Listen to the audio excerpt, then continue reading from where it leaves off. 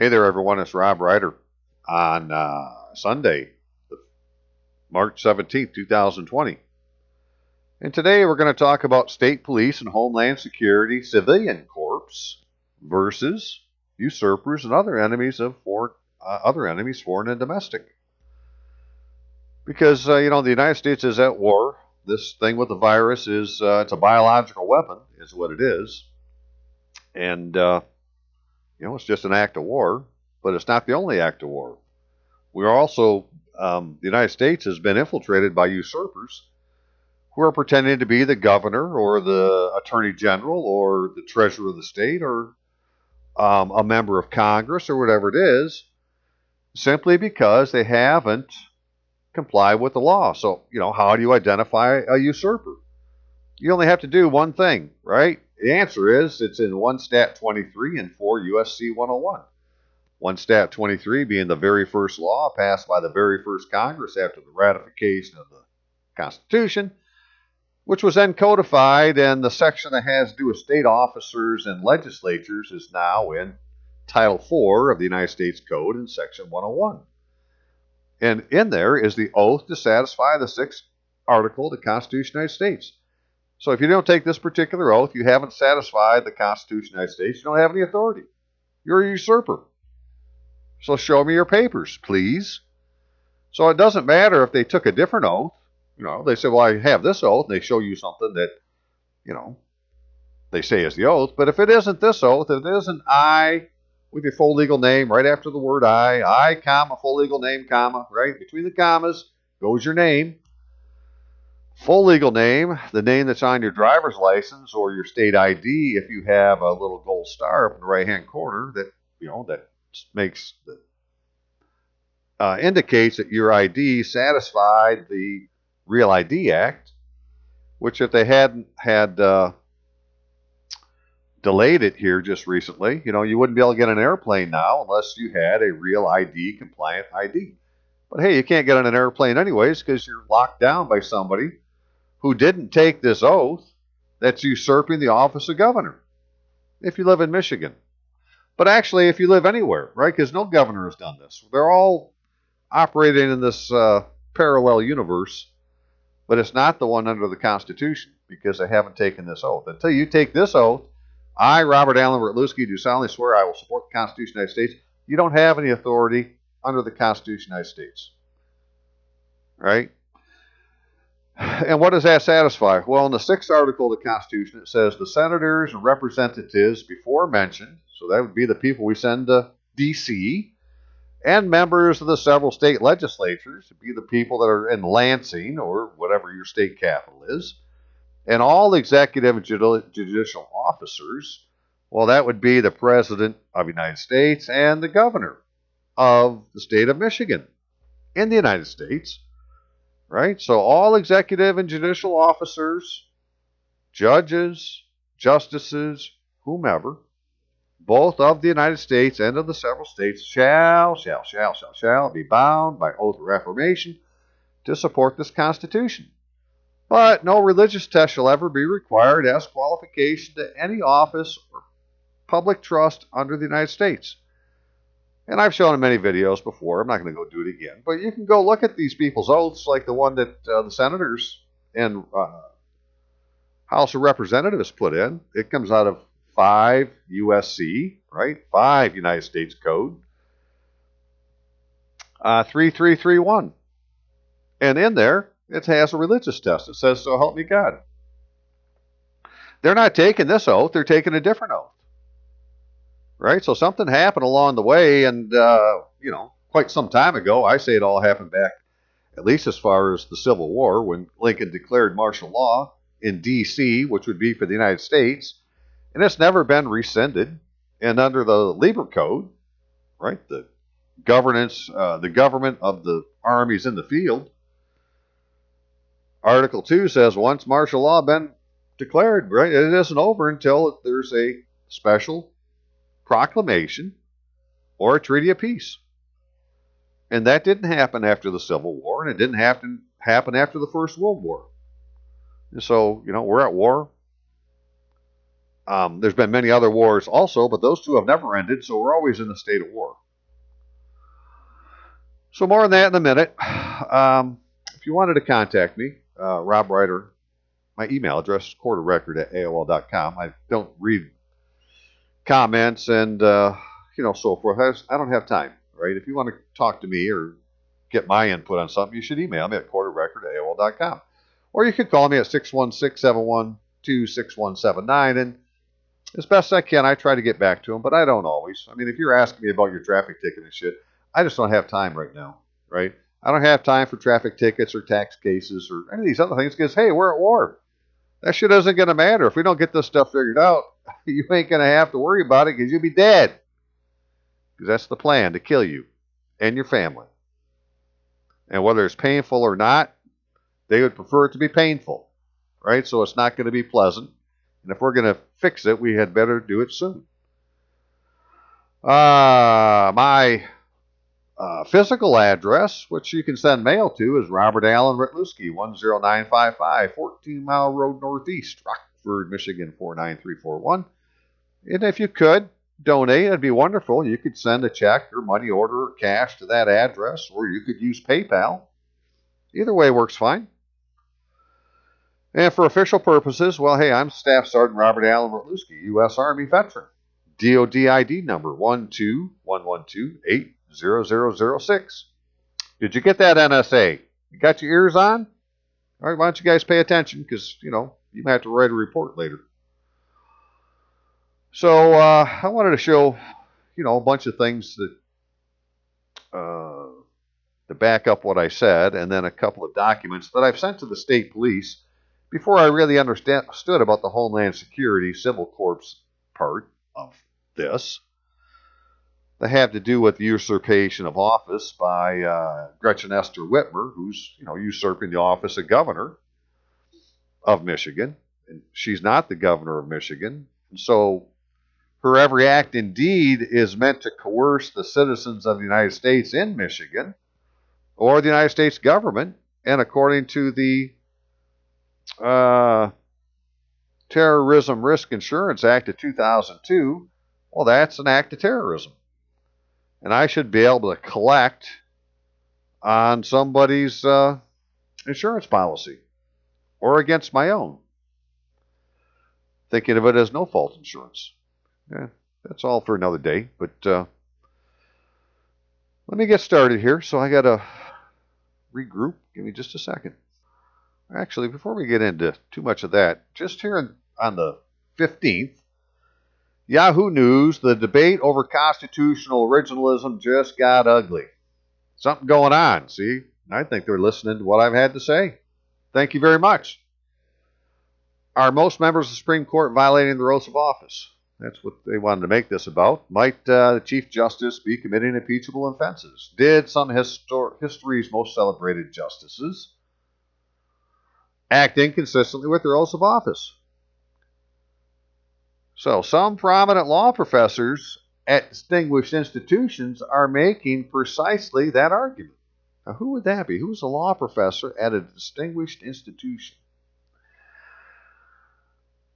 It's unpleasant stuff. The academic equivalent of lock her up, which is based on trying to, saying to do with Whitmer, just lock her up, right? That'll take care of the problem. Go get all these usurpers, lock them up, tell everybody, hey, they were usurping their office, and, reset the civil government. But, yeah, lock her up. But like the howl of rage, the new argument is resonating with influential circles. Before long, we'll probably enter into public debates. And what's it all based on? To understand what's afoot, we need to explore the much disputed question: how should the Supreme Court interpret the Constitution? Right? And then if you read this thing, it'll get into what the Constitution says about oaths of office, right? The senators, representatives before mentioned, and members of the several state legislature, and all executive judicial officers, both the United States and several states, shall be bound by oath or affirmation to support the Constitution. So they're making this about, well, how do you interpret that? Well, dude, it's been interpreted for you by the frickin' legislature in the very first act of the very first Congress. under 1 Stat 23. The laws of the United States. Right? That's how you interpret it. By the laws of the United States. Acts of the First Congress of the United States, where it says the oath or affirmation required by the 6th Article of the Constitution of the United States shall be administered in the following form. I state your name, do solemnly swear that I will support the Constitution of the United States. Period. Right? And then it goes on to say that that the members of the several state legislatures at the next session of their legislature, respectively, and all executive and judicial officers of the several states who have been hereto chosen or appointed or shall be chosen or appointed need to do the same thing. On and on and on. Okay, so, right, that's 1 Stat 23 that says it. And then for United States Code, Section 101, every member of the state legislature and every executive and judicial officer of a state shall, before he proceeds to execute the duties of his office, take the oath in the following form. I state your name, do solemnly swear that I will support the Constitution of the United States. It's really clear. I mean, there isn't any ambiguity. This is all you'd have to have. You just have to give this document to a private and say, now, private, you go and you check all these records and pull out all the ones that they haven't, that don't have this oath of office in it, and then, we'll go round them up and arrest them all. And, a private could do it. He'd take it and say, okay, well, I got what I'm supposed to, this is the standard, right? It's a go, no go from here on out. Either you have it or you don't. It doesn't matter who you think you are, right? Because I have no respect to person. What I respect is the oath. You got this oath, well, then you can have the office. If you don't have this oath, then you're a usurper. Well, Gretchen Esther Whitmer, she don't have that oath. All right, this is the oath she has. I, right, there's no name after that, so already it's incorrect. So, they may have an oath like this and say, well, here I have this oath. And you would say, well, that's not the oath I'm looking for. Because that doesn't satisfy the first law of the first Congress. That says this is the oath that satisfies the 6th Article of the Constitution. Therefore, you have no authority. See how simple that is? There isn't anything to argue about. Right? She didn't use her full legal name on here. This is a pseudonym. So this, is a counterfeit oath of office. Because even in the wording, this Constitution of the state, this part here, this should be lowercase if they were using the Constitution of Michigan. Which, as it turns out, the Constitution of Michigan of 1963 is unconstitutional according to the federal Constitution. So really, you can't use it anyways. Well, we'll look at that in a second. And the other thing is, if you are a governor in Michigan, or, governor, secretary of state, attorney general, treasurer, can't remember if there's another one or not, right? They can't have their oath witnessed by a notary. It has to be by a state officer. And so this is, this is a simulated legal process under color of law that violates my civil rights for this woman to say that makes her the governor of Michigan. Because she's going to use this now to tell me I need to stay home without any authority. And, well, that just made me a prisoner of war because I'm a veteran. You can't do that to me. Sorry. I have privileges too. So there you go. That's the kind of crap we're dealing with. Now, let me show you a thing about the Michigan Constitution real quick. This is Article 7, local government. Right? You can download this, look yourself. It's on page 29. There it says in the footnotes that section held invalid under federal Constitution. Well, you can keep on reading this whole thing, or you could just stop there and say, well, that just made this Constitution unconstitutional, because that's what it says in the Bible, right? If you violate one section of the law, you violated all the law. So if this section is held federally unconstitutional, then the whole thing is federally unconstitutional. And so these people got themselves in a bind, right? They've been doing it for a long time, getting away with it. It isn't like this just happened. And a lot of these people do believe they have authority, but this is my point is you need to say, well, dude, if you ain't got this oath of office, you ain't got any authority. And so, how can I, besides the way I'm doing it today, like yelling into this microphone and going to put it on the internet, share it with the world, right? How can I make it a little more official? So that's why, send it like the state police and to the Army. And the last week I did one on sending it to the church because the church says that they have or certain offices in the church say they're the official voice on matters of public policy. Well, if we're not going to follow the freaking Constitution, I believe that'd be a matter of public policy. What else do I want to show you real quick? So, this is unconstitutional. This Constitution of Michigan of 1963. And so, when you go into this, they talk about state of Michigan and so forth. And, well, this is unconstitutional. There is no state of Michigan. So there's no entity called state of Michigan. If you say state is just a proper noun to describe the entity Michigan, well, that's different when you say state of Michigan. But when you say state of Michigan is the name of something, well, that isn't the name of the state of Michigan that was created. Under an act of law. Where is that thing at? I'll find it here. Hang on a second. Okay, so back to this article just real quick. So who wrote this thing? He's asking the question, who are you? Cass R. Sunstein. Cass, you're using the middle initial. That's not your legal name, by the way. Well, Cass, you interpret it.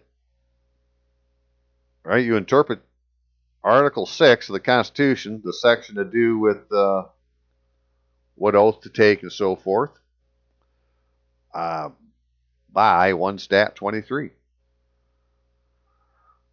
Let me show you something here. This is the original Constitution of Michigan, right, from 1835. When we, the people of the territory of Michigan, right, small t territory, they're going to establish this entity, and then it will become the, proper case state of Michigan. But the style and title of that entity is the state of Michigan. Right? It's not state of Michigan. You have to have the on it. The state of Michigan is the proper name of the entity that was created under the Constitution of Michigan in 1835. And whatever else they did after that has no meaning whatsoever because, it was done in fraud. So, when you see Whitmer standing behind a podium with, let's go look at that real quick. So, all right, when you see Whitmer standing behind a podium with the mask on or with not, and it says state of Michigan, well, that's not the government of Michigan. Actually, state of Michigan is a janitorial service or the real estate management company. I don't know, because their business, they say their business type on their insurance is state government buildings. Not state government buildings. Right? She's in charge of the janitors. But she's not in charge of the government.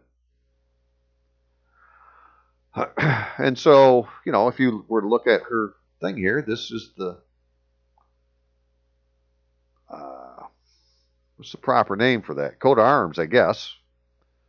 Right? Which is in here, but it doesn't have any of the stuff that she has. It says Michigan State Police. Well, okay, then this has as much chance of being correct as this does. Well, it has a much better chance because this is definitely not correct. I had a better picture of that. Where was that here? We'll come back and look at these. again. Right here's the state of Michigan. Well, that would be the proper um, coat of arms for the state of Michigan, but it isn't even necessarily the seal. Excuse me, the seal, because the Great Seal has to have a starburst around the outside edge. Something like this. And this says, so this one says state of Michigan. It's not the state of Michigan, so it has nothing to do with the government. It just looks like it. These are usurpers that are pretending to be the government. Here we go, state of Michigan. But it doesn't say governor down here. Right? That's not the name of the frickin' entity. Great Seal of the state of Michigan. Which one? The state of Michigan or state of Michigan? But in either case, it don't have a starburst on it, which is what they're using on things they do now. They're using one like this with a starburst. Sunburst. And then I had to show this one from Texas, because this one, it says the state of Texas, governor. Right? So when he stands behind the podium, it says the state of Texas, governor. But when, to show you that there are these two different jurisdictions going on at the same time, if you look at a notary public stamp for Texas, it says state of Texas. It doesn't say the state of Texas. Right? State of Texas, professional engineer. It doesn't say the state of Texas, professional engineer. So these entities aren't in the same jurisdiction as the governor. That's how they do it. They're running these two, at least two, jurisdictions side by side. It's Talmudic law. It's okay to cheat people at business or law, and that's what they do. So, okay, hang on again for a second. Okay, so the usurper, Gretchen Esther Whitmer, using the alias Gretchen Whitmer, right? State of Michigan. It doesn't say the state of Michigan, just state of Michigan. Wrote this executive order that has everybody here in Michigan locked down in their house. And, well, I'll just read these first couple paragraphs here. So the novel coronavirus, COVID-19, is a respiratory disease that can result in serious illness or death. It is caused by a new strain of coronavirus that has not been previously identified in humans and can easily spread from person to person. COVID-19 has been identified as the cause outbreak of respiratory illness first detected in Wuhan City in Hubei province of China. Person-to-person spread of the virus has occurred in the United States, and with some of those occurring with people with no travel history and no known source of exposure. On January 31st, 2020, the United States Department of Health and Human Resources, or Health and Human Services Secretary Alex Azar declared a public health emergency for COVID-19. And affected state and local governments have also declared states of emergency. So we can stop there, and I can tell you, well, the guy's name isn't Alex Azar, and the secretary didn't declare anything against COVID-19. Right? This is a lie put in a frickin' order that's keeping everybody locked down in their house. Maybe I'll go into it more a little bit later, but so here's what they're using as the seal, right? It's got a starburst on it. The Great Seal of the State of Michigan, all in all caps. Okay, but she's claiming to be the governor of state of Michigan, not the state of Michigan, which is the thing that was created under the Constitution 1835. Yeah, it's usurpation.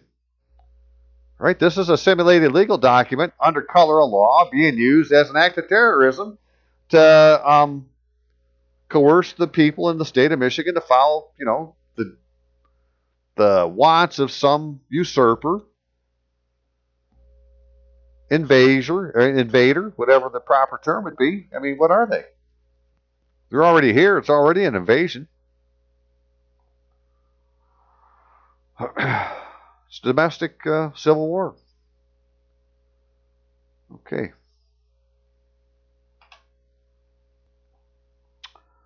Okay, so she went on to say that because of this, then on the February 3rd, 2020, she activated, or actually the Michigan Department of Health and Human Services activated the Community Health Emergency Coordination Center. So, the governor didn't have anything to do with that. That's a health emergency. And they have their own power to, call emergencies. So they did. Well, then she says that on the 28th, she activated the State Emergency Operations Center. Well, whatever that ends up being. You read further, powers, by these powers, I can do this, I can do that. And then acting under the Michigan Constitution of 1963 and Michigan law, I order the following. A state of emergency is declared for, lowercase, the state of Michigan. Okay, well, state of Michigan isn't the government, right? That's not the state that was created under the Constitution.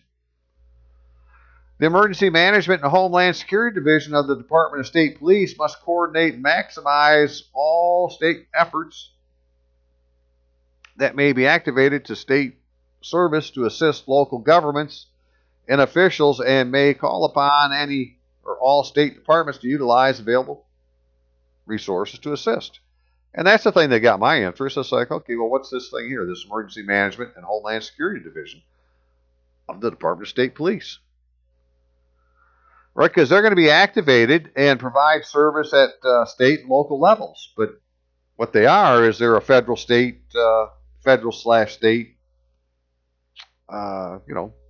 transmitting utility.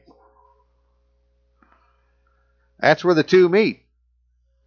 Right, so the Michigan State Police Emergency Management and Homeland Security Division is responsible for coordinating the state and federal resources to assist local government in response and relief activities in the event of an emergency or disaster, as well as coordinating Homeland Security initiatives and various social grants.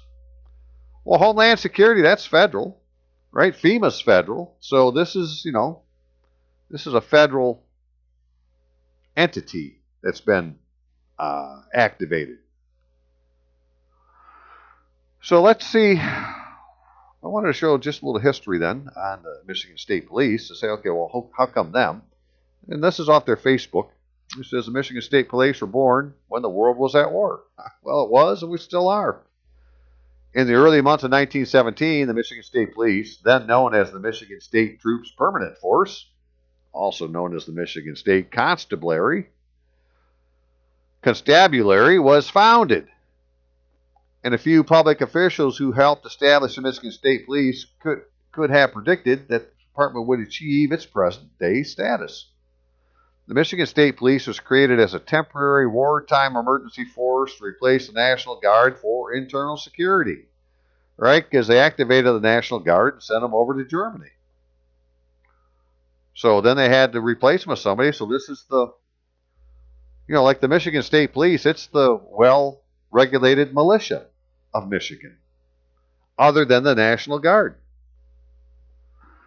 The Michigan State Constabulary's original mission, had little connection with now familiar functions of criminal investigation, traffic regulation associated with current state police. Yet the humble beginnings as a mounted constabulary of 300 officers and men, this wartime Home Guard gradually evolved into a complex, full-service law enforcement organization with more than 2,500 sworn and civilian personnel. Oh, we got people who took oath of office and civilians. Well, here's the thing. If you're not a civilian, you must be in the military. Right? That's the only two things there are. I took an oath of office. I'm no longer a civilian either. Right? So I'm sworn. So if that's the criteria, well, then I'm a sworn officer also. And it goes on and on and on. And let's see, signed into law 1917, Public Act 35, directed the governor to form the War Preparedness Board. of the top state officials to administer home defense measures in the absence of of the state military board, and to form emergency units of Michigan state troops to assist author civil authorizes probably should be authorities to assist civil authorities with law enforcement, riot suppression, in the absence of the National Guard. Well, they're still doing it. This act is still on the books. They don't ever end these things, and the war never ended. There was never a peace treaty after the First World War, so this reason for being would still exist, even if they've added on or changed some other legislation. The underlying legislation is still good. Rank, structure, regulator were designed to match the National Guard. Well, go figure. All enlistments were for 3 years unless discharged earlier by governor, and all commissioned officers served at the governor's pleasure. Subject only to governor's orders, the Michigan State Troops Permanent Force became more commonly known as the Michigan State Constabulary or State Police. Right, that's what they became known as, but it's the Michigan State Troops Permanent Force. Also called the Cavalry. Well, all these are military terms. So it's still here. This is my point. This thing, right, the Permanent Peacetime Department of the Michigan State Police officially began starting a new chapter in the department's history. So now they have a peacetime function also, right? But it started out as a wartime function, and we're still at war. So that's why I say the Michigan State Police have the powers that they do, and that we should be trying to use them. Okay, so more on that in just a second. Hang on.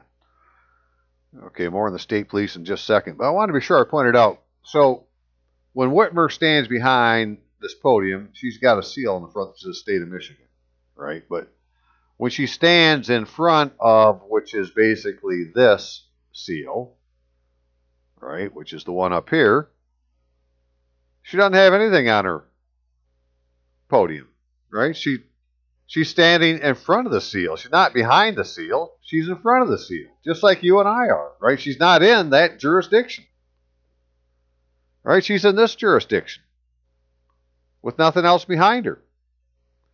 So, this is the jurisdiction, and this is my point. This is the jurisdiction of the state of Michigan created by the Constitution of 1835. Not this fictitious entity that we see now that she's claiming to be the governor of. Although, again, when she does it, she don't have anything on her thing that says governor. It just got 3 dots on it. Right? And as I've shown, that the real name of the entity is the state of Michigan. So, okay, so it was this place here that's talked about here. Right? This is the Michigan State Police Emergency Management Homeland Security Division. And it's had these resources, and it says, hey, we've got a Citizens Corp inquiries, which I'd never heard of before. And that's when I looked into it, and I said, well, look at that. Now that takes you to the official website of the Department of Homeland Security. It talks about these Citizen Corps, what they're for. Basically, the mission of the Citizen Corps is to harness the power of every individual through education, training, volunteer service to make communities safer, stronger, better prepared for respond for threats of terrorism, crime, public health issues, and disasters of all kinds. Well, apparently, maybe this is what we, who give a shit, should be members of, to tell them that are running the show that these other people who are pretending to run the show are usurpers who are, violating our civil rights. Because if you were, this is me thinking now, if I'm a member of this gives me a .gov, right? I just became a member of the government. It may be as a volunteer, but I'm a citizen volunteer of the government. That's fine with me. Just, give me some authority. I just need a little. On this side of the thin blue line, there is no authority. But if you get on the other side of the thin blue line, well, a little authority is all you need. A private can have a general court martial. If the private is correct, they will court martial the general. Right? That's the way it works when you're on the other side of the line. You may have to stand your ground and take a testing, but it doesn't mean it won't happen. It will certainly happen. Yes, they will court martial a general because of what a private said. So, that's what we need to do. Whitmer's claiming to be the commander in chief. Well, then let's go say that she isn't. She don't have the proper oath of office. Through the portal we've been given, which would be this citizen corps. So really, that's what the gist of the rest of this video is going to be about, other than, well, really, that's all it is right now. I haven't done it yet. I'm asking them. I've sent them a request because, they have, like, how do you find your local branch and so forth, and we'll get into that in a second. But, they have these different programs, community emergency response team, the fire corps, the National Neighborhood Watch program, the Medical Reserve Corps, the Volunteer and Police Service, Corporation for National and Community Services. Right, all of these combined to make this thing called the Citizens Corps. So this goes on to say that the Citizen Corps program includes a national network of over 1,200 state, local, and tribal Citizen Corps councils, bring together local government, business, community leaders who work to prepare their communities for disaster and to make them more resilient. Councils harness the power of every individual through education, training, volunteer services to make communities safer, stronger, and better prepared to respond to hazards and threats facing the community. Well, brother, we're in it up to our freaking necks. Right now, we had better get involved. So how do you find yours? Find a Citizen Corps council near you. Click on the button. Put in your zip code. 49341. Got to pick a distance. I'll say 50 miles just to make sure I can find something. And hey, look at that. Right, Isaiah 58:12 program. Hey, look, this must be a private one, right? Interesting. Allegan County, Big Rapid City, Acosta County, Berry County, Muskegon County, Ottawa County, Newaygo, Region 6, Citizen Corps. So these aren't all just county ones, but here's one for me. Right, Kent County Volunteer Community Emergency Response Team. Now, if I didn't like that one, the way they make this sound, you can start your own. That's my point. You don't have to have one. You can start one. I'd say that's what this is. Isaiah 58:12 CERT program.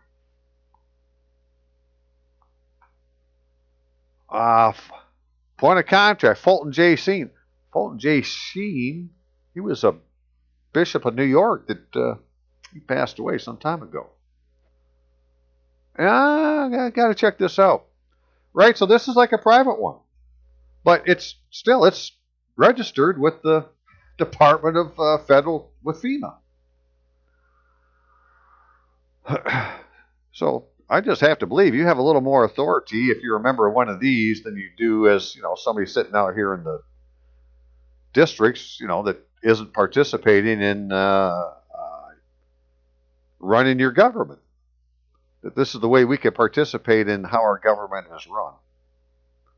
By making sure they all have the oath under 4 USC 101 or 1 Stat 23. Okay, so, for now, this Kent County Volunteer Community Emergency Response Program is, registered with FEMA. So then, it falls under here, right? It's part of the resources of the Emergency Management and Homeland Security Division of the Michigan State Police. So that's my plan, is to use them. Now, when I'm going to show a couple of documents that I want to make public record of, that I had sent to the Michigan State Police, but that was before I knew that this particular section existed.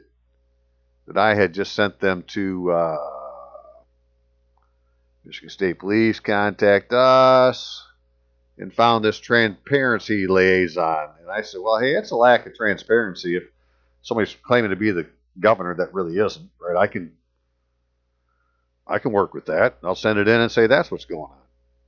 But now that I can see that they have this other entity that's a little more official for us to be part of, well, that's my plan.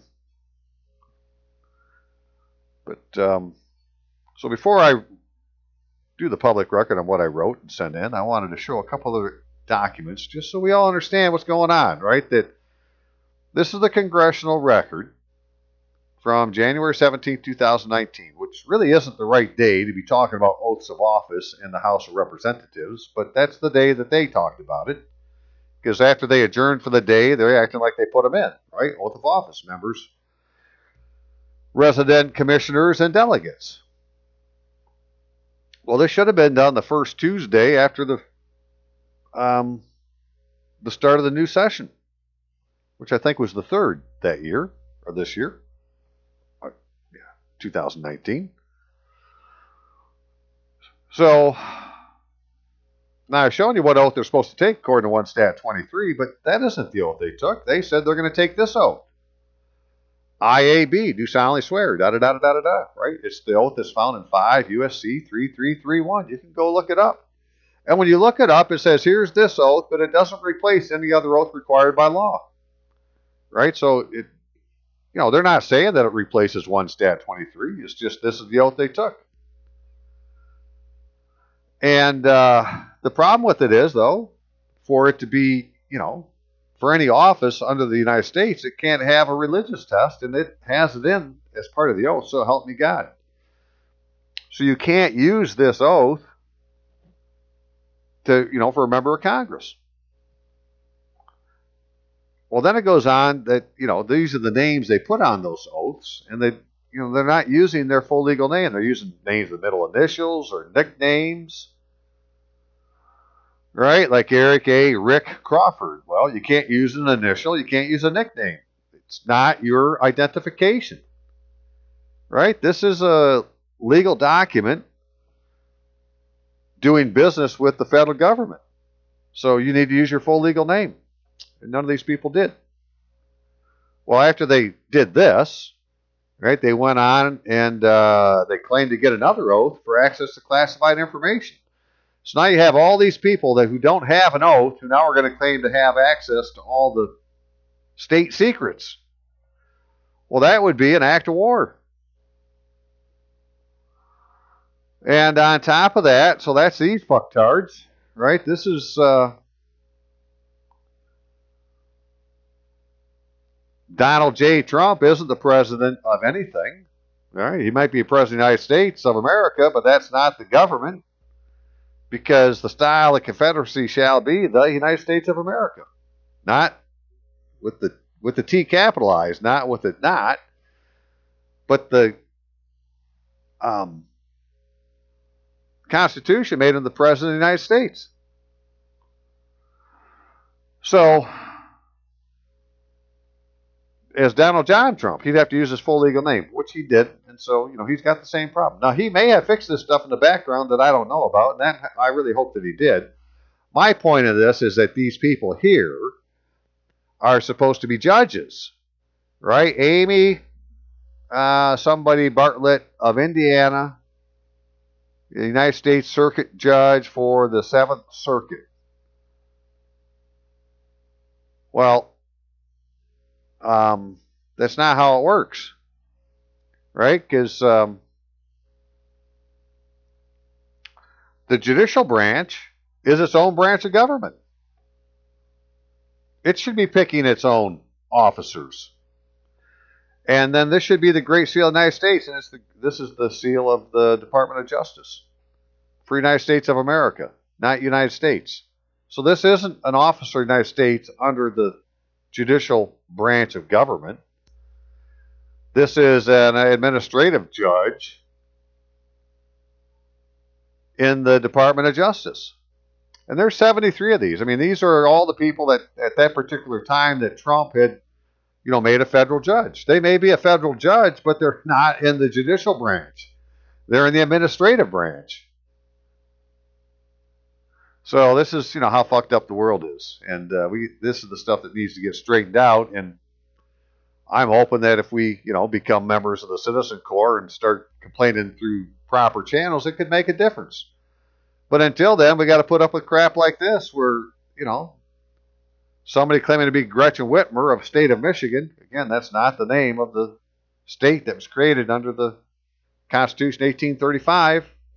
So I don't know where she says she's the, what entity she's the governor of, but it has nothing to do with the government of Michigan, and her doing it in Michigan makes her a usurper, committing acts of terror against the people of Michigan, based on this oath here that isn't the oath that's required by the federal government or by the Constitution of the United States. And just because I wanted to show this, right? If you look at this here, it says that this treaty of peace, which says that, King George III, well, Prince George III, and his successors have something to do with the United States of America. Right? That's King George's jurisdiction, United States of America. And this is ratified by the Congress of the United States. Not United States of America, by United States. Which is slightly different than when you look at this, where it says being enacted by the Senate and House of Representatives of the United States of America. Well, who the hell is that? Right? The Congress of the United States was the Continental Congress. So this was, before, this Treaty of Peace was done before ratification of the Constitution in 1783. Right? And this was done afterwards, like in 1789. And now this is the Senate and House of Representatives of the United States of America in Congress assembled, but it's not the Congress of the United States. It's a mess, that's for sure. But all that really matters is, hey, this is the oath they have to take. If they don't have this oath, right, let's just go back to the states to start with, because that's where all these people came from. Any senator or representative that went to D.C. first came from the state. And so first, they have to have this oath before they can do anything. And they don't have it, so they're all usurpers. So what did I do? Let's get on to that. I'm going to do my public record part. Okay, so like I had said, just going, yes, okay. Before I knew that this existed, and it had an email address, right, to the Michigan State Police Emergency Management and Homeland Security Division, I had sent through the email directly to the colonel, Joseph Gasper. He's the director, Michigan State Police, through the Michigan State Police Transparency email, the following. And so now that I know this other place exists, I probably just, send it to them also. Because it could be we're in two different jurisdictions. I guess that's my point now, right? I mean, forget it. If every jot and tittle needs to be right, well, this is the jurisdiction to be done during a time of war, like we are now, where this other one I sent it to is more like in a time of peace, where we're not. But it doesn't change what I said. And what I said was lack of transparency resulting in acts of terrorism by persons impersonating public officers. I, Robert Allen Bertluski, member of the Armed Forces of the United States, and being held as a POW by persons operating a terrorist organization in Michigan who are denying treaty-mandated military identification, confiscating my military entitlements, and embezzling the wealth of our United States. Sir, Gretchen Esther Whitmer and her fellow conspirators failed to comply with the with the United States Code when they omitted filing the oath required by 4 U.S.C. 101, oath by members of legislatures and officers. They also violated the Michigan Penal Code, filing a document to simulate a legal process as the oath required by the Michigan Constitution of 1963 and the Michigan Election Law, Act 116 of 1954. The United States Code, that'd be that 4 U.S.C. 101, requires every member of the state legislature and every executive and judicial officer of the state shall, before he proceeds to execute duties of his office, take an oath with the following form, to wit, I, A.B., do solemnly swear that I will support the Constitution of the United States. There is no documentary proof that this oath has been filed for record. The oath in Section 1 of Article 11 of the Constitution of 1963, I do solemnly swear or affirm that I will support the Constitution of the United States and the Constitution of this state, and I will faithfully discharge the duties of some office, best of my ability, does not use the proper nouns Constitution or state, as in Constitution of this state, as the counterfeit oath filed by Gretchen Esther Whitmer and her fellow conspirators does. Right? So, of course, what I'm talking about here is this says Constitution of the state, which basically means that the Constitution of the United States is the Constitution of the state. There aren't two different constitutions, there's only one.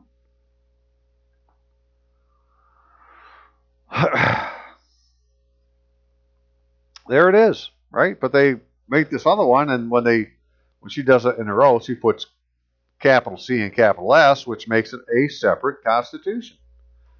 Anyways, I have attached the counterfeit oath of office allegedly filed by Gretchen Esther Whitmer, while under the assumed name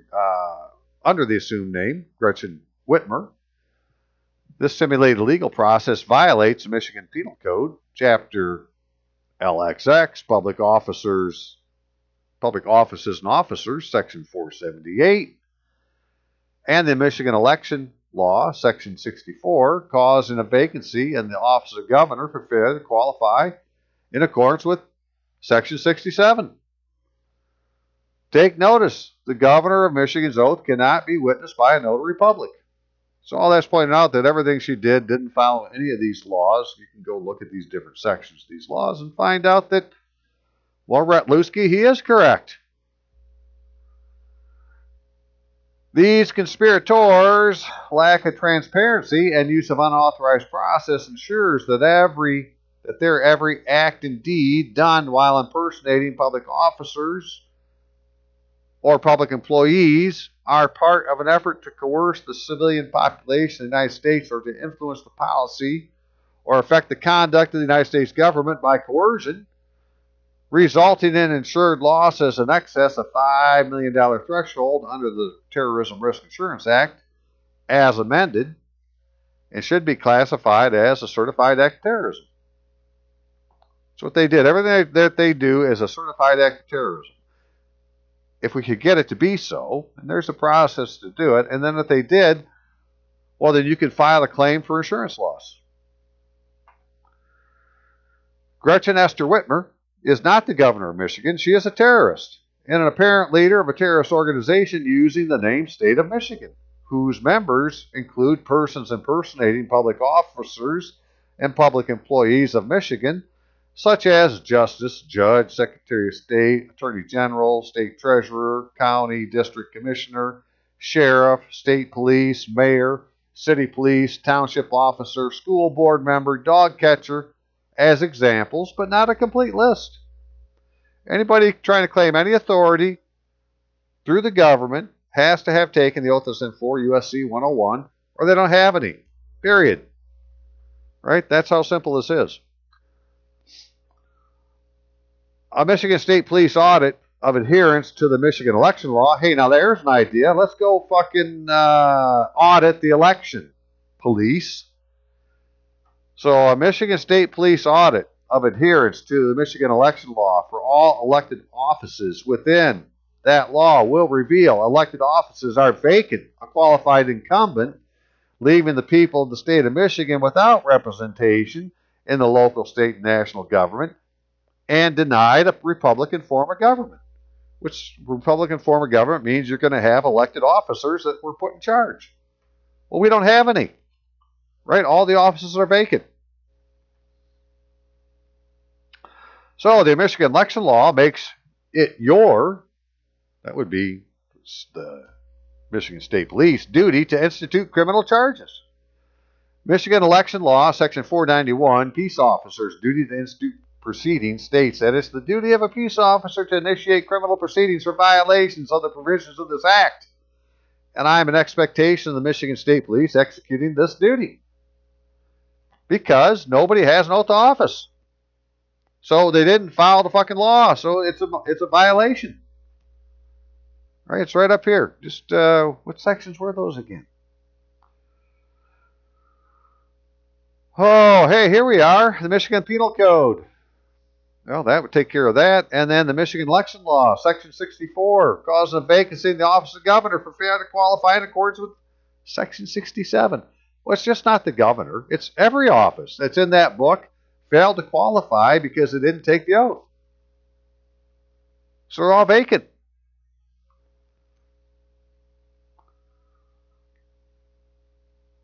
So this lack of transparency affects appointed officers also. Sir, none of this is a mistake. It's RICO. Insurrection, rebellion, sedition, treason, invasion, acts of terror, acts of war, human trafficking, and every other abomination that this nation can endure. That's what it is. It's not a mistake. It's war. Gretchen Esther Whitmer is an imposter pretending to be the governor of Michigan who simulated emergency orders, are terrorizing the peaceful inhabitants residing in the state of Michigan. She is aided in her mission by persons impersonating members of the judiciary and state legislature. Michigan has also failed to send qualified representatives to the nation's capital in defiance of the presidential proclamation because of these terrorist deceit. We meant to send the right people, but they didn't do their paperwork right. They're not qualified. Gretchen Esther Whitmer and her conspirators require exorcism for the welfare of their souls, and for the welfare of the rest of us, they need to be confined to await trial or mental competency exam. Colonel Gasper, in the name of Jesus the Lord, I order you end their rebellion. All persons in Michigan claiming authority as a public officer or public employee must comply with 4 U.S.C. 101 and the Constitution of Michigan 1963 or be removed from office today. Chapter 32 of the Military Establishment Act of 1809 makes veterans of the Armed Forces of the United States members of the organized militia of the state, and Gretchen Esther Whitmer and her conspirators have placed us under house arrest without authority. We veterans are POWs within our nation's borders, and we have been put in a condition of extreme poverty because our entitlements, pay, and privileges have been confiscated. There's over $1 trillion of veterans' pay sitting in this account called the Military Retirement Fund. Right? That's veterans' pay. We need to go claim it, but they're not letting us do it. On behalf of all veterans of the Armed Forces of the United States residing in Michigan or their survivors, I ask the Michigan Paramilitary Force, that would be the Michigan State Police, help us obtain the proper identification owed us by the United States government, without which our identity is concealed and our pay and privileges withheld. Respectfully submitted and at your service, I certify under penalty of perjury the foregoing is true and correct. And so I did that on the 13th. And what did I want to show that went along with that was... we'll get to that one in a second. So I did this one. And then I went and I actually had finally read the emergency order that I showed earlier that I had read before. It's like, well, now I'll make it about this.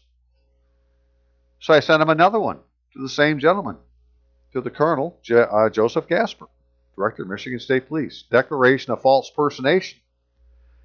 Disguising with intent to intimidate. Use of unauthorized legal process. See the Michigan Penal Code. Act 328, Chapter XXXXV. That'd be 35. False personation. So, hey, let me find that and get that open real quick. But you don't need to watch me do that. So, okay, so what does it say in the Michigan Penal Code under Chapter XXXV, false personation? Well, it says in Section 217, any person who in any manner disguises himself or herself with the intent to obstruct the due execution of law or with the intent to intimidate, hinder, or interrupt any officer or other person in the legal performance of his or her duty or exercising his or her rights under the Constitution and laws of the state, whether such intent be affected or not, is guilty of a misdemeanor punishable by imprisonment for not more than 1 year or fine of not more than $1,000. Well, that's what Gretchen Esther Whitmer did. She disguised herself as the governor and then told me I couldn't leave my house. And, so what it ends up being then is she's simulating this legal process. A person shall not impersonate, falsely represent himself or herself as or falsely act as a public officer or public employee and prepare, issue, execute, or otherwise act to further the operation of any legal process or unauthorized process that affects or purports to affect a person or property. Well, that would include her and the role that she's claiming to be. Right? But it's her, it's the judges, it's the Attorney General, it's the Treasurer, the Secretary of State, Township Supervisor, Township Board, School Board, Community School or Community College Board. All of these boards that are claiming authority don't have a damn bit of authority because none of their people have taken the oath that satisfies 4 U.S.C. 101. Sir? I should be able to end my report right there. But I won't because, hey, I took the time to write it. I'm going to go ahead and say it again. But before we get there, what about this Terrorism Risk Insurance Act I talked about? This is what I wanted to show. Well, there is this act, and this act made this coverage in all casualty insurance policies, like a general liability policy. Okay, and I had shown here in a recent video, well, I went and got insurance in my name, Robert Allen Ritlewski, because I have an EIN for that name as my business. And so I said, okay, that's my business. I get business insurance. I'm going to claim to be a housekeeper because they had it on there as something to use. So good enough. Got it on there. And then I filed a claim to say it was an act of terrorism, what was happening, because I couldn't go to work. So, well, that's what my insurance company now. They're saying, that basically I'm supposed to go to the state of Michigan and put it against their insurance. And I'm saying, no, I'm supposed to put it against your insurance or my insurance, and you go to the state of Michigan's insurance and you get paid from them. But what this says, in effect, is that as defined by this act, then, in consultation with Secretary of Homeland Security, hey, we're talking about them people now, Homeland Security and the Attorney General, right? So now I should be able to make this information and take it to Homeland Security. I didn't know that before. That, hey, Citizen Counsel, take it to the Homeland Security and say this act of terrorism, go take it to the Secretary of Treasury and get him to certify it.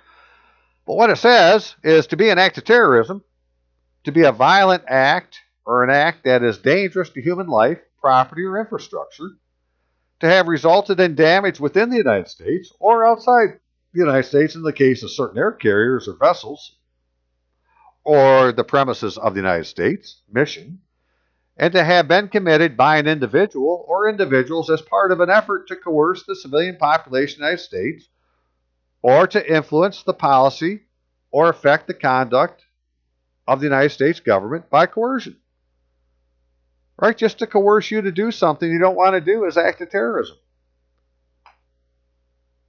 Well, that's what they did, right? So That's what I'm claiming. It's an act of terrorism. So back to what I did here with my second time around. So I, Robert Allen Wertluski, declare a person disguising as the governor of Michigan acted to further the operation of an unauthorized process that affects or purports to affect a person or property with intent to intimidate, hinder, or interrupt any officer or other person in the legal performance of his duties or exercise his or her rights under the constitutional laws of the state as Executive Order 2020-4. Right? That order violates that section of law. Gretchen Esther Whitmer has no authority as a public officer in the United States, and any document entitled an executive order signed by Gretchen Whitmer is an unauthorized process as defined by the Michigan Penal Code. Gretchen Esther Whitmer did not execute the oath of office required by Title IV of the United States Code, that'd be 4 U.S.C. 101, rendering her unqualified for the office of Governor of Michigan. Gretchen Esther Whitmer did not execute the oath of office required by Michigan election law, that'd be Act 116 of 1954, rendering her unqualified for the office of Governor of Michigan. Gretchen Esther Whitmer's legal identification is not Gretchen Whitmer. It's Gretchen Esther Whitmer. That's what's on her driver's license, her ID, right? Her Michigan ID. Executive Order 2020-4, Declaration of State of Emergency, signed by Gretchen Whitmer, Governor, on March 10th, 2020, and filed with the Secretary of State on 3/10/2020 and Secretary of Senate on 2020 March 11, is a simulated legal process under color law and an act of terrorism by Gretchen Esther Whitmer and her conspirators of the state of Michigan. Executive Order 2020-4 states that on January 31st, 2020, the United States Department of Health and Human Resources, or Health and Human Services Secretary Alex Azar declared a public health emergency for COVID-19. Alex Azar is not the United States Department of Health and Human Services Secretary. The Secretary of Health and Human Services did not declare a public health emergency for COVID-19. So what did happen? Well, on January 31st, 2020, the U.S. Department of Health and Human Services issued a press release that states Health and Human Services Secretary Alex M. Azar II, right, 2 I's, declared a public health emergency for the entire United States to aid in the nation's healthcare community in responding to the 2019 novel coronavirus, right? Novel coronavirus period. Take notice there is no mention of COVID-19. The text of this declaration is, so this is exactly as the Secretary wrote it, as a result of confirmed cases of 2019 novel coronavirus, 2019-CNCOV, right? That they did, on this date and after consultation with public health officials as necessary, I, Alex M. Azar II, Secretary of Health and Human Services, pursuant to the authority vested in me under Section 319 of the Public Health Service Act, do hereby determine that a public health emergency exists. It has existed since January 27, 2020, nationwide. Let me show you that. So this is where you end up on the www.phe.gov website, public health, I guess, I don't know what the E's for. Determination that a public health emergency exists, right? This is what I just read to you. But for this to be official, it needs to be in the Federal Register. And it isn't. And also, he didn't call himself the United States Secretary of Health and Human Services, just Secretary of Health and Human Services. But for who? Because Alex M. Azar, too, that's not his full legal name. He doesn't have a middle initial for a legal name. He's got to put his whole legal name in there. So this is a simulated legal process. That's my point. We got a simulated legal process at the national level that started this thing that all these people who are usurping authority then are clinging on to, saying this is what gave them authority to do what they're doing. And it doesn't. It doesn't give them any authority. So there you are, right? So Alex M. Azar, too, doesn't have any authority under Section 19 of the Public Health Service Act because that isn't his name. So take notice. I find no evidence that this emergency declaration was officially recorded in the official journal of the federal government of the United States, aka the Federal Register. If this declaration was not officially recorded, it has no legal standing in the United States, and is an act of terrorism intended to coerce the citizens of the United States and the United States government. Right? So now he's involved. And that was the link to the news release that led to the blah blah that you can find online. I mean, you can find this online, but you can't go to the Federal Register and find it in there. Executive Order 2020-4 and subsequent executive orders are an act of terrorism by Gretchen Esther Whitmer and her conspirators belonging to the terrorist organization State of Michigan. COVID-19 is meaningless to any declaration by the United States government and has no cause. It is no cause for an executive order. Right? COVID-19 isn't anything. It's a slang term. Doesn't mean anything. The Constitution of Michigan 1963 is not entitled Constitution of the State of Michigan of 1963. Michigan State Police are not State of Michigan Police. Michigan election law is not State of Michigan election law. The Michigan Penal Code is not the State of Michigan Penal Code. Right? State of Michigan doesn't exist. The declaration page on the commercial general liability policy of the insured State of Michigan states business description of State of Michigan to be state government buildings, not state government. State of Michigan is a janitor service. It is not the government of Michigan. Its members are not public officers of Michigan and do not have any constitutional authority to issue any process as the government of Michigan. Jeepers. And we'll look at that. Hey, we'll show you their right, the general liability policy of the state of Michigan. So anyways, when Gretchen Esther Whitmer stands behind the podium, the state of Michigan seal is on the front, except when she stands in front of the Michigan State Police Emergency Management and Homeland Security Division seal, then there's no seal on her podium. She has no authority in Michigan. She's standing in front of that seal just like you and I are. She's not behind it. She's in front of it. Gretchen Esther Whitmer is not the governor of Michigan, and the state of Michigan is not the government of Michigan.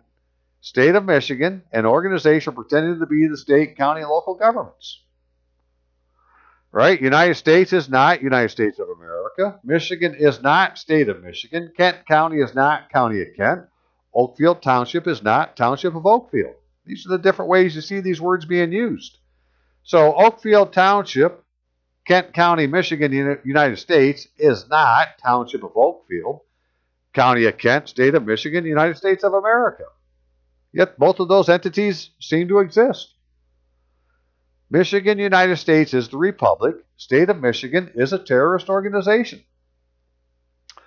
I am confident the Michigan State Police does not hire any dummies, so there's no excuse for the director to any longer follow any directive of Gretchen Esther Whitmer or any other fucktard representing the state of Michigan claiming to be a public officer of Michigan. They're not. They don't have any authority. The Michigan State Police is the last man standing in the government of Michigan, and the director is now Michigan's commander-in-chief.